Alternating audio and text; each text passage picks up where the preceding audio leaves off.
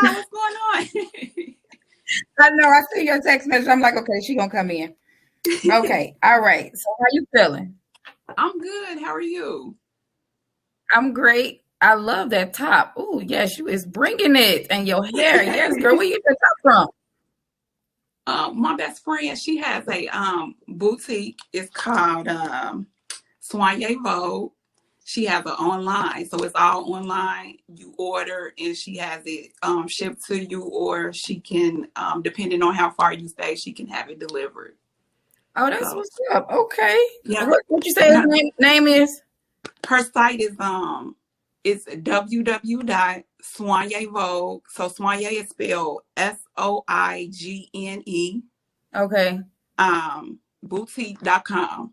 Let She me see has the fly. You got that. I see you got the uh-huh. fly. You ready? Yeah, she got her quality of clothing is great. I'm liking this top you got going on here. I think I need that.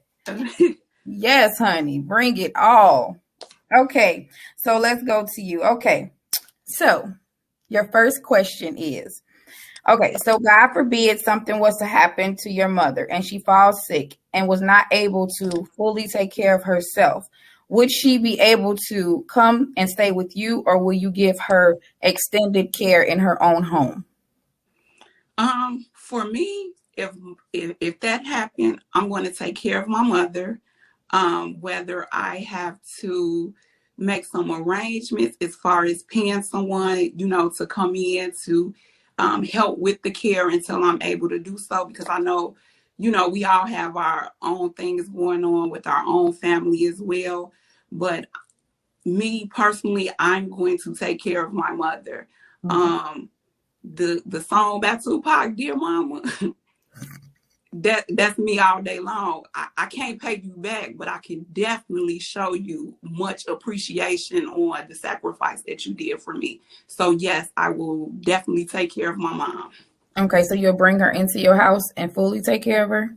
Yes, I will probably bring her to my home, and because I still have to work and I still have to take care of, family situations, I will also pay for someone to come in when I can't be here. Okay. All right. Do anyone else have anything? Do anybody mother can't come stay with them? Look, I'm just asking because we have some people that feel like, okay, so how sick is she? Okay, so how much of me? Okay, so can she stay at home? Or these I'm not trying to shake no tables. I'm not, but I do know people that will do that. And I do know people that will run straight to their rescue. You know what I'm saying? Mhm. I have people in my family that will come straight to their mother's rescue and take care of them. I myself will definitely, she'll be right on the side of me, base That's below. You know what I'm saying? But right. some people don't have that. Some people feel like, they didn't have the connection with their mother growing Right. up, and they feel that they don't want to do anything pertaining to any of that. They would rather throw money at the situation. And Right. we have people that throw money at the situation and feel that it's okay because that's their heart. You know what I'm saying? Right. So we have to just, girl, yes. Okay, so everybody on my panel have beautiful hearts to their parents. That That's are a going good to take care of thing. their parents. Yay, my panel. Great. I love it. Thank you. I'm so glad nobody jumped on here was like, Not me. girl. Okay.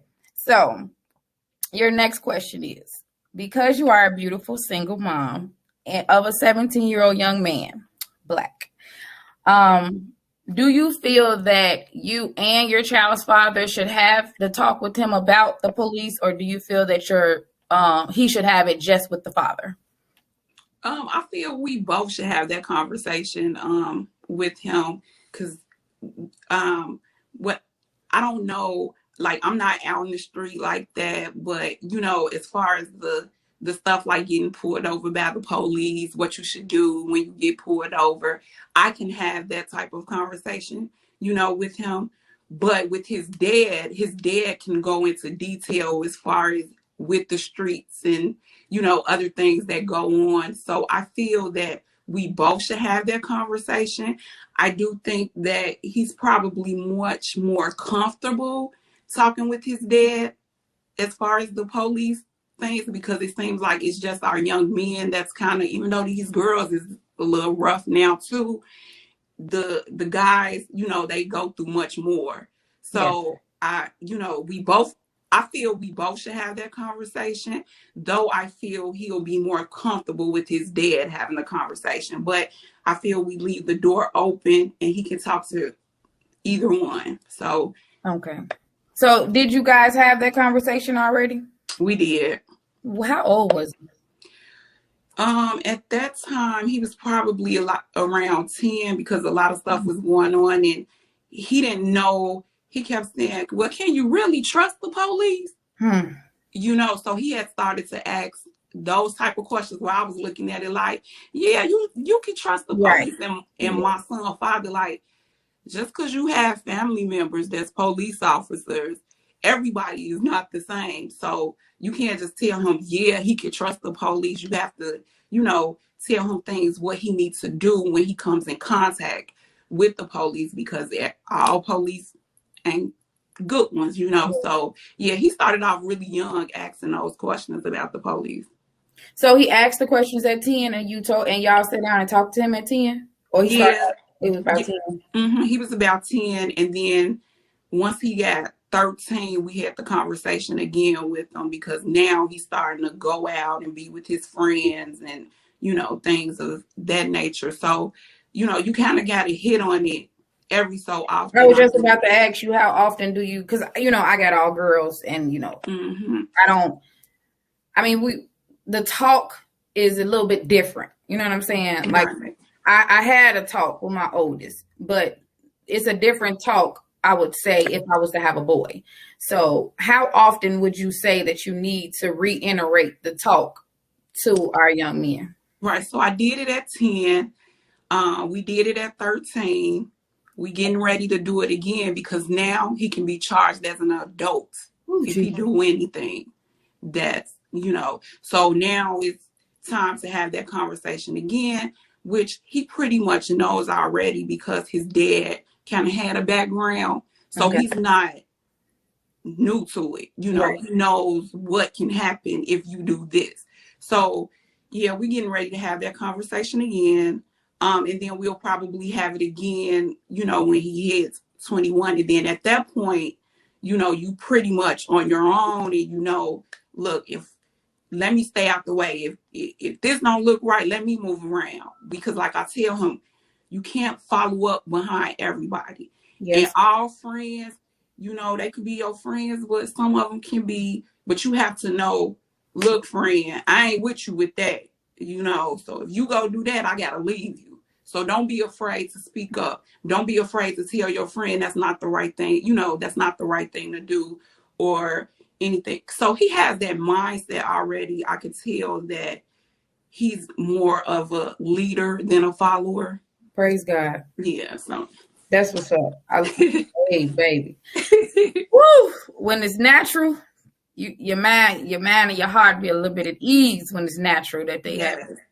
Okay, so do anybody have anything to give or take from the comments that she made? Nope. Oh, all right. Yes, sir. I agree. Okay. As long as he knows right from wrong, he'll be all right. Right. Because that's all it's about. Just, you know what's right. You know what's right and wrong at 13 years old. Yeah. You know, if your boy got that pistol and gonna rob that candy store, you got a pocket full of candy. You know what I mean? You like, right. So yeah, so I definitely understand, because I didn't I was an interesting kid and shit. You know, I had family out west, and we would go out west when I was a kid, and I'd lose my mind and shit, because, you know, it was just different. You know, I did. You know, West Side motherfuckers different. But, you know, I love the West Side. You know, yeah, it's some good people on the West Side. I'm not trying to be funny, but man, that's what introduced me to Vice Lord, the West Side. Right. But I ain't Yeah. lying. You are not. Yeah. So you know, but but even though I started going a different way, it was funny because I had good kids. I had he had two sets of friends. I Yes. had good Right. good friends, And you got the bad ones, right? and I had the bad ones were on a whole nother level bad. Like them niggas was crazy. Like no, I'm dead ass. I'm not. This ain't no jokes and shit. I have friends that they'll kill a motherfucker on the next block, and then we'll go to the candy store up the street. Like I have some interesting friends. Like a lot of them dead in jail right now because they went all the way to that side. Right. So, but me, I never went that bullshit. And let's go do. No, I didn't. I sold dope and shit. Right. And that, like, what I'm saying. But I never robbed nobody. I never broke no house. I never carjacked. I never did that. I mean, I'm not perfect, but I wasn't going out there hurting people unless you with me, and that's a whole nother story. Right. Yeah, but other than that, no. So I get it. I knew that when I had them friends who wanted to go do X, Y, Z, Right. And then what I did was I cut my hangout time down a lot. With once I got to the gang thing, I just cut. Once I started cutting that down, all the drama was damn near non-existent. Right. Until until people try to come and I still dope, but it wasn't no gang thing. That was just a money thing. Money. But I didn't. I get it. As long as your son know right from wrong, he gonna be all right. Yeah, I got an older cousin and I be seeing he like my brother, but he always be like, girl, your son, he ain't gave you no problems at 13, 14. You pretty much good. He like, cause my mom probably had 12 full of gray hair by the time I got 17. Yeah. So I always look at that and I'll be like, yeah, you're right. He really ain't never gave me no trouble like that. But we want to try to remind him because I know this new age, they got to do certain things to get recognized certain ways. You ain't got to do that if you be yourself. People gonna look at you because you being yourself like, oh, he a little different. It's okay to be different. So I let them know that it's okay to be unique. If they don't think you the same, that's fine. So we have to stress our children that it's okay to be different and unique. It's okay. You ain't got to do what everybody doing on the block. Go that way if you feel like it, And as much as they say that being different now is cool, we still have people our young adults that's still trying to jump on the bandwagon with stuff to try to make it seem like they different, or they trying to be different, so different that they actually lose themselves. So it's All right. Thank you, Mr. Gary. All right. Thank you so much, Miss Camille. I appreciate it so very much.